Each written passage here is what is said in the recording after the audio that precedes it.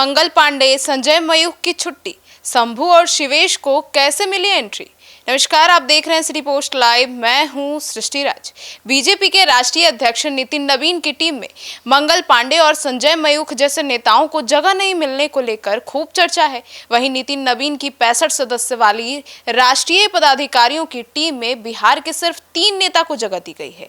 आइए बीजेपी की बदली रणनीति के बारे में जानने के लिए और बताने के लिए हमारे साथ मौजूद हैं chief editor Shrikant Pratyush sir. Sir, पहली बार बिहार से किसी को बीजेपी का राष्ट्रीय अध्यक्ष बनने का मौका मिला, लेकिन फिर भी संगठन में बिहार को विशेष जगह नहीं मिली। हाँ, बिल्कुल। पहली बार बिहार से राष्ट्रीय अध्यक्ष नितिन नवीन बने हैं तो उम्मीद की जा रही थी कि बिहार का दबदबा होगा उनके संगठन में, लेकिन बीजेपी हेडक्वार्टर में इस बार भी बिहार की मौजूदगी बहुत मजबूत नहीं दिखाई दे रही है।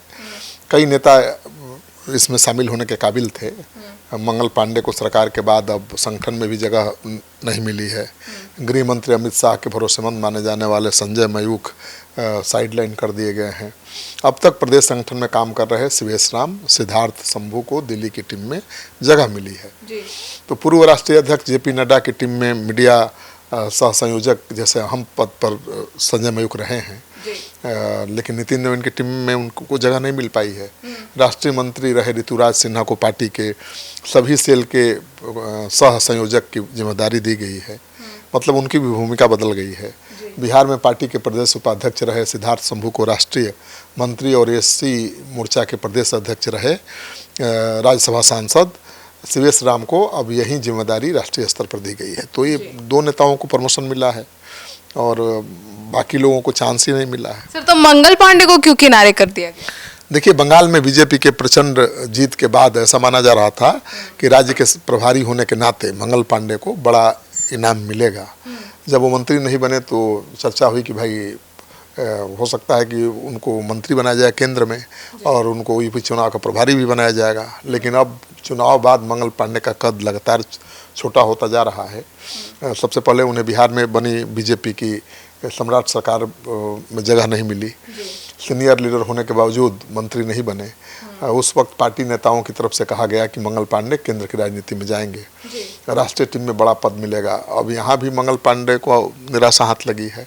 राष्ट्रीय टीम की घोषणा हो गई, नितिन नवीन की टीम में उनको जगह नहीं मिली है। अब तो सिर्फ एक मामूली विधायक हैं और सूत्रों के अनुसार मंगल पांडे की एक के बाद एक कई कंट्रोवर्सी सामने आ रही है। चुनाव से पहले प्रशांत किशोर ने भी मंगल पांडे पर गंभीर आरोप लगाए थे। इन सब के कारण पार्टी फिलहाल उनसे दूरी बना रही है। हालांकि एक चर्चा इस बात की भी है कि यूपी चुनाव में एक बार फिर उन्हें बड़ी जिम्मेवारी मिल सकती है। सर, तो ऐसे में ये जो डस्टबिन मामला है वो क्या है और क्यों मंगल पांडे ने नहीं दी है अब तक कोई भी इस पर सफाई? देखिए, मंगल पांडे के स्वास्थ्य मंत्री रहने के दौरान सरकारी अस्पतालों के जरिए खरीदे गए डस्टबिन की कीमत पर सवाल उठे हैं। विपक्ष का आरोप है कि करीब 1000 से 1500 रुपये में मिलने वाले डस्टबिन को 75 लीटर के डस्टबिन को 15,490 रुपये में खरीदा गया। इसी तरह 45 लीटर के डस्टबिन की कीमत भी बाजार दर से काफ़ी ज़्यादा बताई गई है। हालांकि सरकार की ओर से इसे मेडिकल वेस्ट के लिए विशेष कंटेनर बताया गया है, ये डस्टबिन नहीं है। स्वास्थ्य विभाग में हुई करीब 300 करोड़ रुपए से ज़्यादा की खरीद में अनियमितता का दावा भी किया जा रहा है। विपक्ष मंगल पांडे के स्वास्थ्य मंत्री रहते हुए जो खरीद हुई थी 300 करोड़ रुपए की, उसकी टेंडर की प्रक्रिया, कंपनियों के चयन और कीमत तय करने के तरीके पर सवाल उठा रहा है। तो इन सब विवादों के कारण लगता है कि उनको अभी कोई महत्वपूर्ण पद नहीं मिला सकता। तो ऐसे में अब संजय मयूख को कोई जिम्मेदारी क्यों नहीं मिली? हाँ, देखिए, दिल्ली दरबार में संजय मयूख की मजबूत पकड़ मानी जाती है।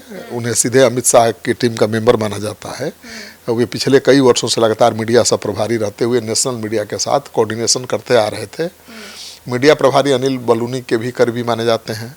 बलूनी जी तो अपने पद पर बने रहे, लेकिन मयूख जी को बाहर का रास्ता दिखा दिया गया। वे अब सिर्फ विधान परिषद के सदस्य हैं, MLC हैं।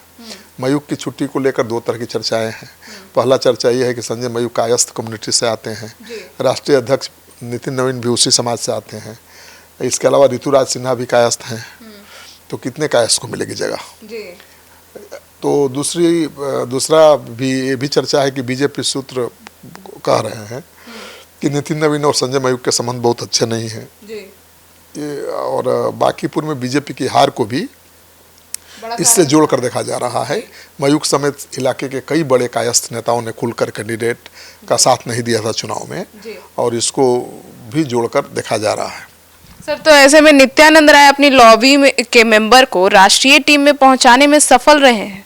हाँ बिल्कुल, अनुसूचित जाति मोर्चा के राष्ट्रीय अध्यक्ष बनाए गए शिवेश राम केंद्रीय गृह राज्य मंत्री नित्यानंद राय के खास हैं, और कहा जाता है कि प्रदेश स्तर के एक नेता ने कहा जाता है कि शिवेश राम को विधायक का चुनाव लड़ाने से लेकर उन्हें राज्यसभा तक पहुंचाने में भी नित्यानंद राय की अहम भूमिका रही है।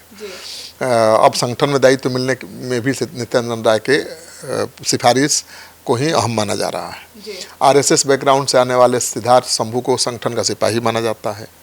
वे प्रदेश में मंत्री से उपाध्यक्ष रह चुके हैं, मोतिहारी के रहने वाले हैं, और शंभू को पूर्व प्रदेश अध्यक्ष संजय जायसवाल का करीबी बताया जाता है। दोनों कलवार कम्युनिटी से आते हैं। संजय सरावगी ने प्रदेश में अपनी टीम से सिद्धार्थ शंभू को आउट कर दिया था। तो देखिए, जिसका जहां चल रहा है वहां अपने लोगों को सेट कर रहा है। सर, तो क्या ऐसे में बीजेपी सोशल इंजीनियरिंग पर ज्यादा ध्यान दे रही है? सोशल इंजीनियरिंग के बिना तो चुनाव जीतना किसी के लिए भी संभव नहीं है। बीजेपी ने एक तरफ अपने पुराने चेहरों की भूमिका बदली है, दूसरी तरफ नए सामाजिक समूहों और नए नेताओं को राष्ट्रीय स्तर पर आगे किया है। शिवेश राम को दलित प्रतिनिधित्व दिया गया है और सिद्धार्थ शंभू को वैश्य का चेहरा बनाया गया है। ऋतुराज सिन्हा कायस्थ समाज का प्रतिनिधित्व कर रहे हैं, लेकिन उनकी भूमिका बदल गई है। बीजेपी अब बिहार में अपनी पारंपरिक जो स्वर्ण केंद्रित छवि है उससे आगे बढ़कर अधिक व्यापक सामाजिक गठजोड़ बनाना चाहती है, और भूमिहार, ब्राह्मण, राजपूत बीजेपी के लंबे समय से बहुत कट्टर समर्थक रहे हैं। बांकीपुर में इन्होंने इस बार साथ नहीं दिया, लेकिन ये भी सच है कि इन समुदायों ने अगर आगे भी बीजेपी का साथ नहीं दिया तो दिक्कत बढ़ जाएगी, तो बीजेपी की दिक्कत बढ़ जाएगी। और बीजेपी कैसे उनको मनाएगी ये देखना दिलचस्प है। तो सुना आपने, तो अब आपकी क्या राय है इस नई टीम में शामिल लोगों को लेकर? अपनी राय जरूर बताइएगा। धन्यवाद।